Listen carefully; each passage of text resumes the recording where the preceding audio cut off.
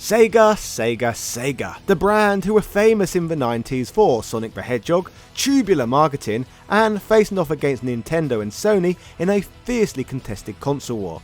But for every fantastic decision that this company made over this period, there are dozens of more questionable ones that would ultimately result in the Blue brand leaving the hardware market altogether.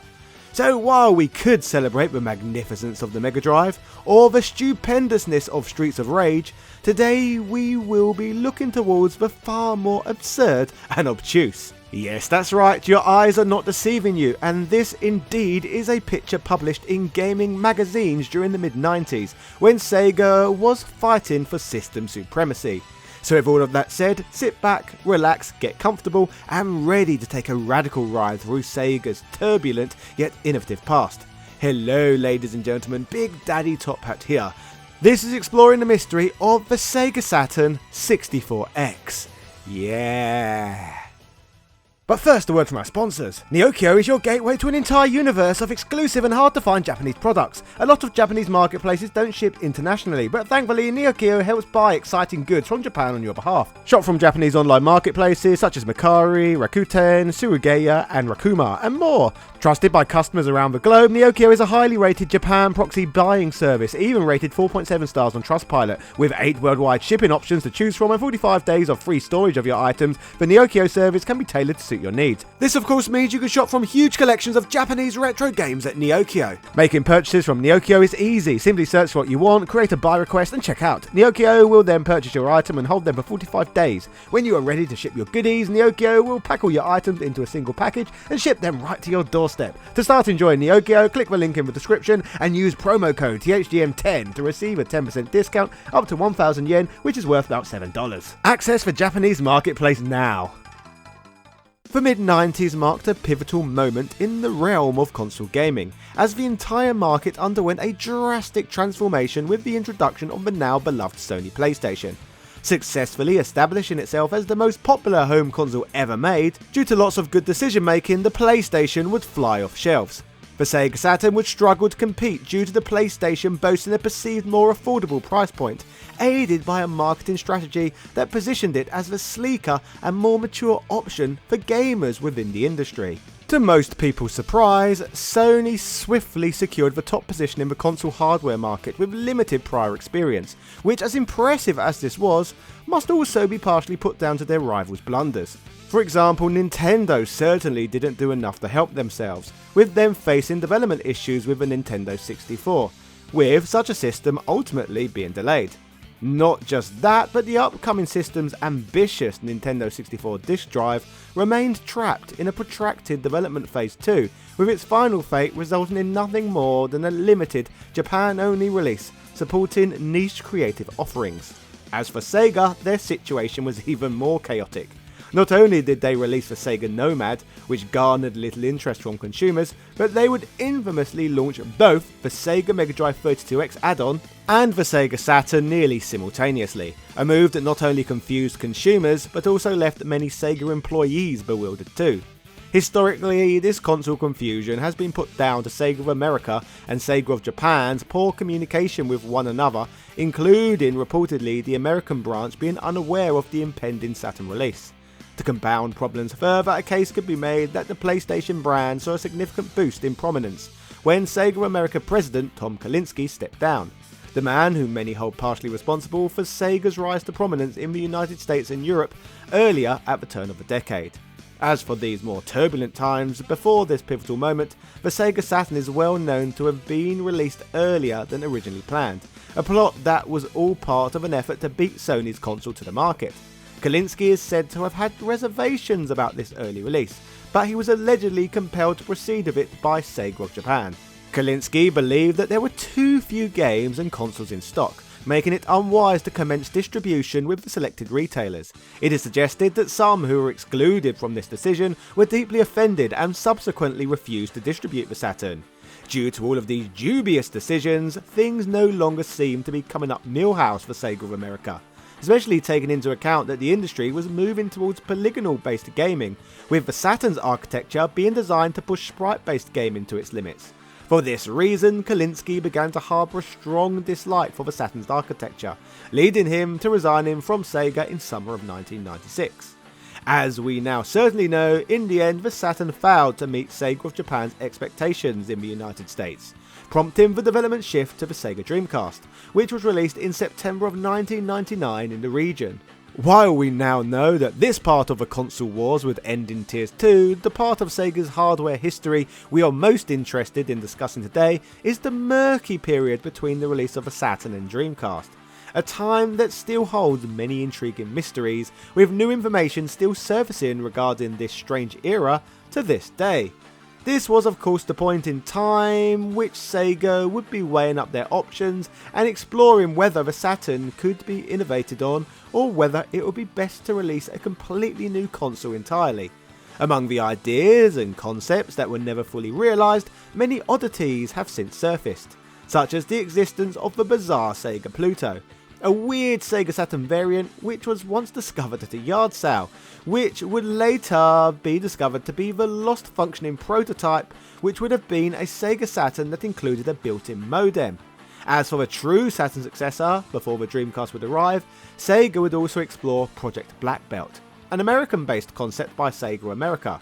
The console was envisioned as a distinct sequel to the Sega Saturn, completely different in architecture to what would become the Dreamcast. Featuring a Voodoo 3DFX chip, this potential platform looked to be an interesting offering indeed. But further to both of these plans, there was also another idea explored: the concept of enhancing a base Sega Saturn with the support of extra hardware. A scaffolding style we had seen Sega apply multiple times to soup up the Sega Mega Drive with in the past. But this raises the question, how would such hardware aid the Saturn? Well, as mentioned earlier, during the Saturn's lifespan, it reigned supreme in 2D gaming among all the consoles available at the time, including against its competitors, the more popular Sony PlayStation and Nintendo 64. Not only was the Saturn great at running 2D games, but thanks to the cartridge expansion slot located at the back of the system, gamers could insert memory expansion cartridges which could help the Saturn handle a substantial amount more animation frames in its working memory. This now legendary capability is the very reason that the Saturn could pull off such outstanding tag team action in games like X-Men vs Street Fighter on the platform. By comparison, the PlayStation conversion of the game had to be significantly reduced, becoming compromised in quality as a result. But as cool as this feature of the Saturn was, reportedly there was potential for this expansion slot to be harnessed even further, which is where the concept of the 64X or 64X-like device comes into play.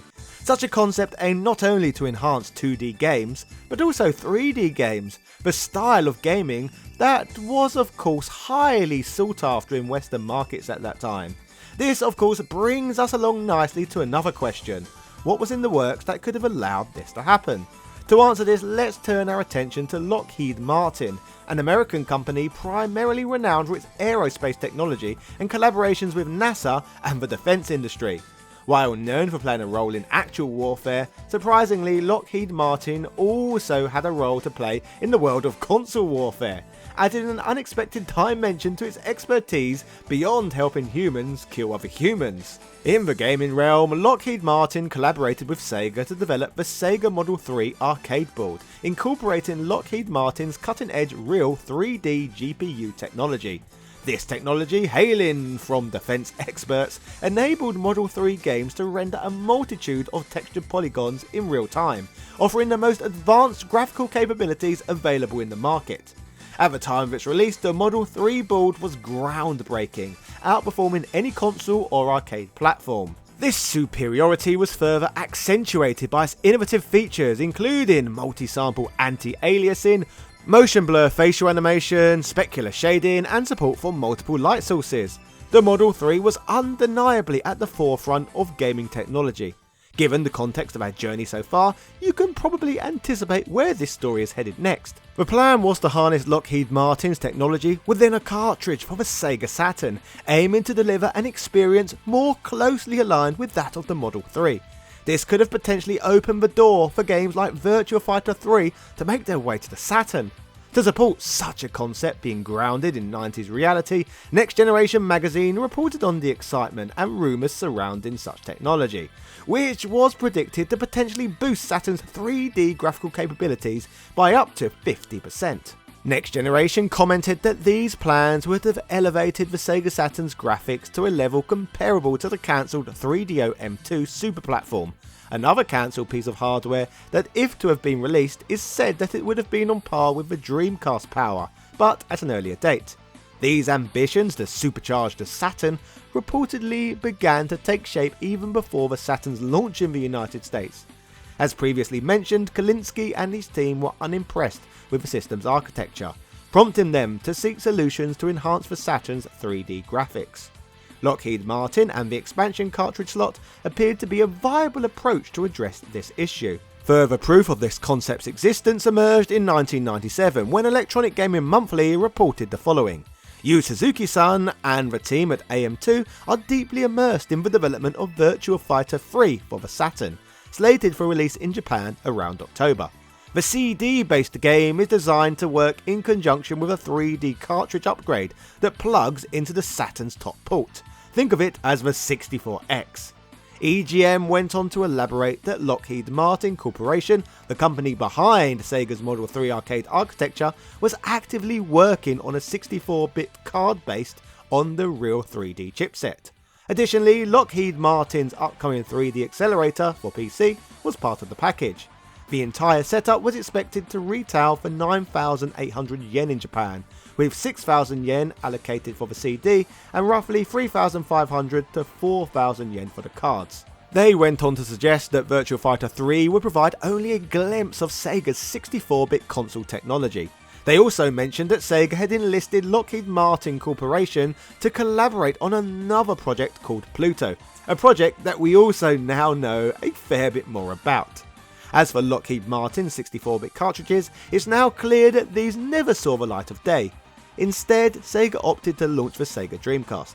However, this still doesn't explain the image I presented to you at the beginning of this video. Well, much like many things on the internet and in magazines at the time, the 64X pictured here was a mock-up, and while a Sega 64-bit cartridge expansion plan was very much the real deal, the photograph itself was part of a series of tongue-in-cheek, fun yet entirely impractical ideas that the Japanese magazine Famitsu humorously proposed to Sega. Reflecting back, even in the mid-90s, without the benefit of hindsight, people could see the eccentricity of many of Sega's hardware decisions. So the magazine playfully suggested the creation of a 64X mushroom-shaped add-on to enhance the capabilities of the Saturn. Sega Japan responded to this idea in an equally playful manner, stating that they found the concept amusing but believed they could create plenty of games for the regular Saturn. They jokingly countered that the likelihood of the 64X actually happening was about 30%. While the image featured in today's video was undoubtedly part of an elaborate joke, historical reports, or at the very least very substantial rumours, indicate that, in reality, the 64X was much closer to becoming a thing than many might assume. The Lockheed Martin cartridge expansion offered something quite similar to the 32X, making that jestful 30% estimation surprisingly accurate. If you want to learn more about the Sega Saturn, check out my video on why I think you should buy a Sega Saturn right now. Cheerio!